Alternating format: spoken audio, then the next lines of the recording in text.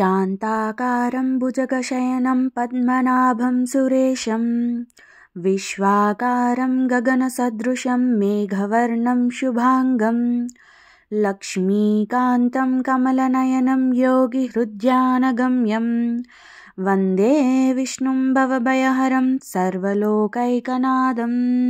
ఈ శ్లోకం విష్ణుమూర్తి యొక్క గొప్పతనాన్ని, ఆయన దివ్య రూపాన్ని వివరిస్తుంది.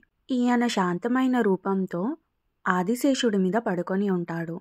ఆయన నాభి నుండి పద్మం వస్తుంది. ఆయన దేవతలకు అధిపతి.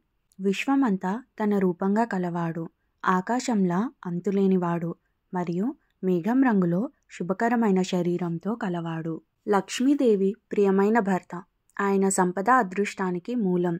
ఆయన కళ్ళు తామర రేకుల్లా ఉంటాయి. అది ఆయన గొప్ప దయకు, అందానికి ప్రతీక.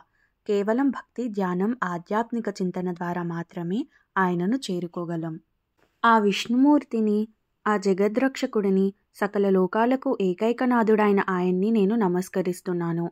ఆయన భవబంధాల నుండి, సంసార భయాల నుండి మనల్ని రక్షించే లోకరక్షకుడు.